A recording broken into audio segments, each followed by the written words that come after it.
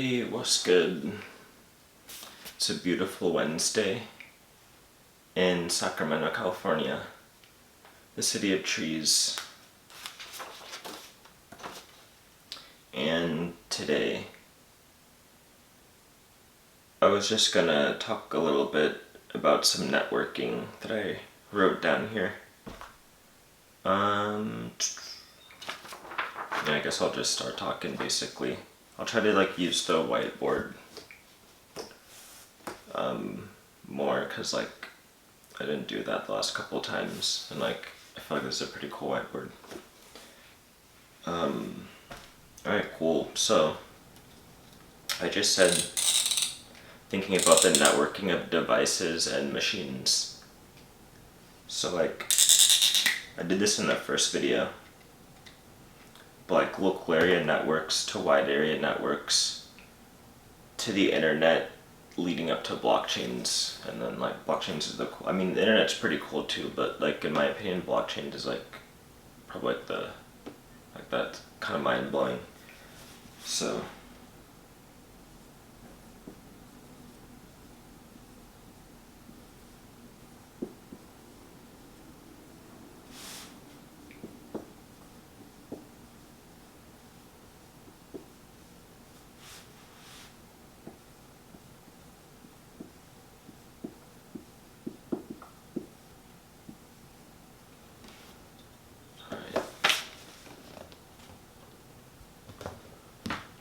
if y'all can see that.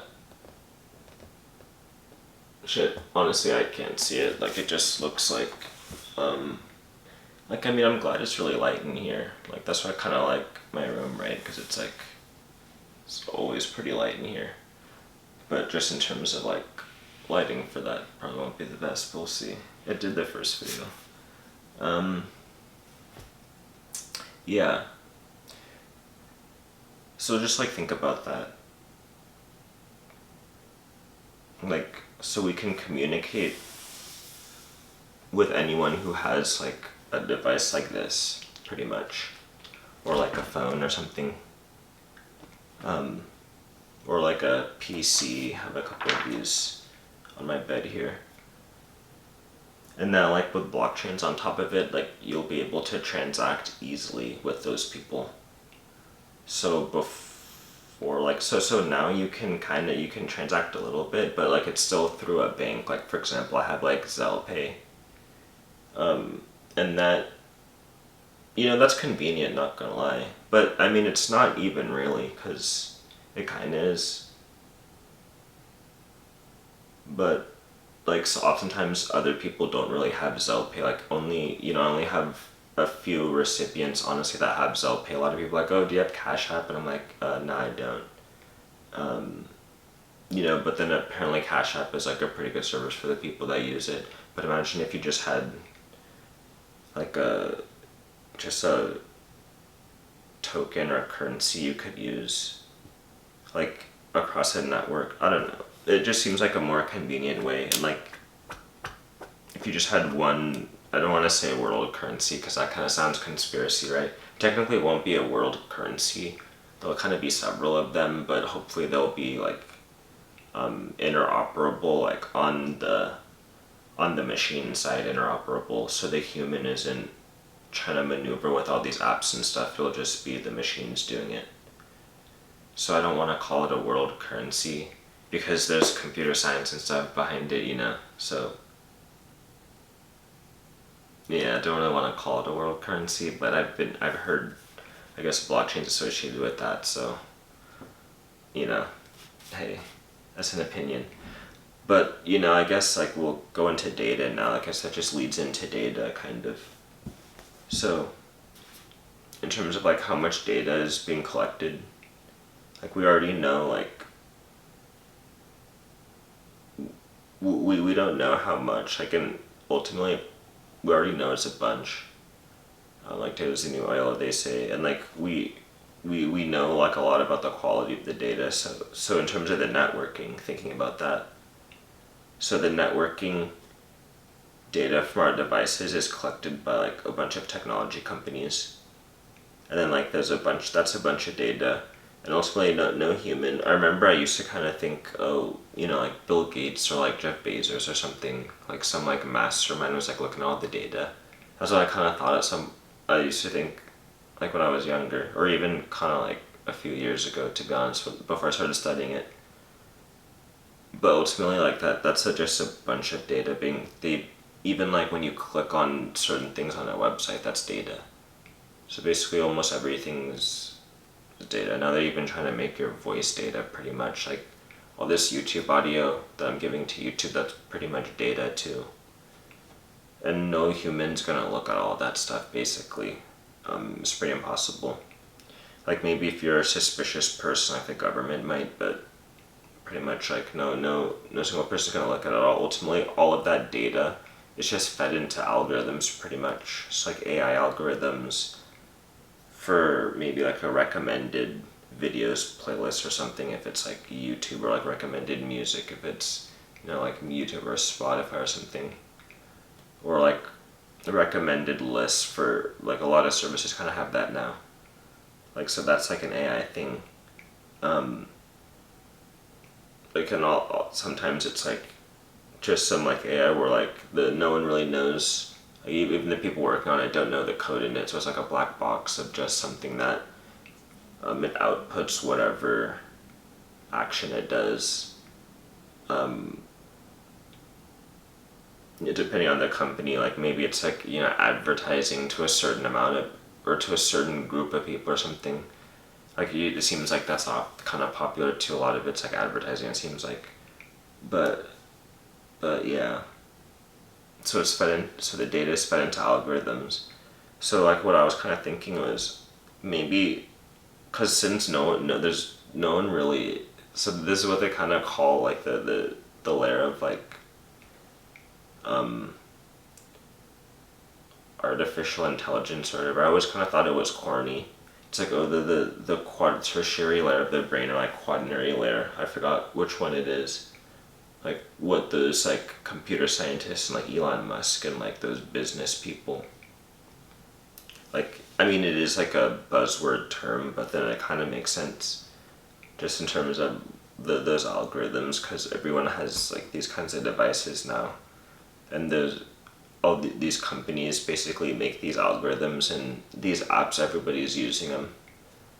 So then they're collecting all the data too, and then it's just going back into the algorithms, which no one really knows exactly like what effect it's having.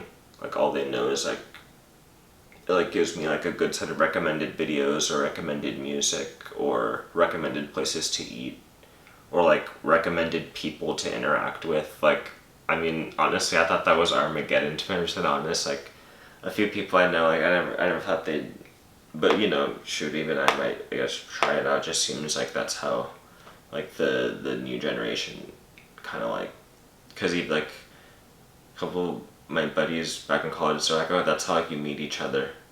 Like, that's how they put it. I was like, oh, dang. Like, so yeah, I mean, so even like that's those algorithms like bringing people together in terms of meeting each other, like not even in terms of bringing you a video from somebody, but bringing you to a person like in real life, like who has like a certain job or a certain like whatever you wanted, like whatever you put to select for, like so I guess like that's kind of like the cyborg, right? Like you helping the machine to like interact with the world, kind of in like a more intricate way than kind of used to be. Like that's a more intricate way than like maybe using a car to get around. Because with the car there's more of a human involved. Like with some of these algorithms, it's kind of behind machine, and blockchain is actually going to be like that too, more behind the machine stuff, right? So. And they'll like be transacting with each other, it seems like. But like so that my next bullet was like maybe the data is bringing us together in ways that we're not aware of yet. So like among other like, because like there's already certain biological and physiological processes that bring us together. So like that new layer on top of it, I guess, is an interesting thing to think about. Yeah, so bring blockchain into it, transact freely with these newfound layers of network device intelligence. That's what I wrote down, if you want to call it that. So yeah. So I guess there's just some stuff I like thought about in terms of like the networking and just making it easier to transact with the networking. So like in terms of just a healthcare network, because that's kind of like the goal, right? Or my proposition of something that could be built on it. Just simply because, you know what, wait, let me do this because I promise I'd write on the whiteboard. I'll at least write this bullet.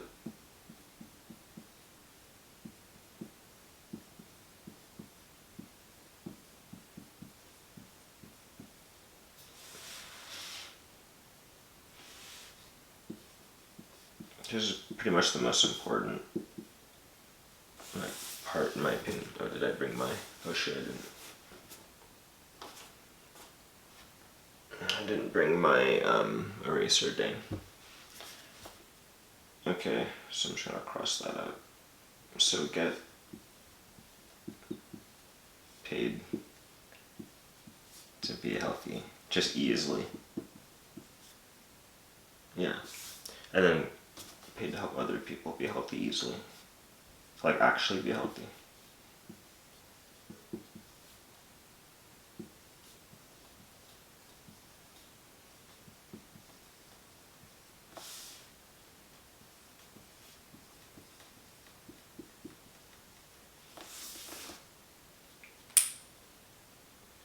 I just don't really need this anymore. Yeah, so there's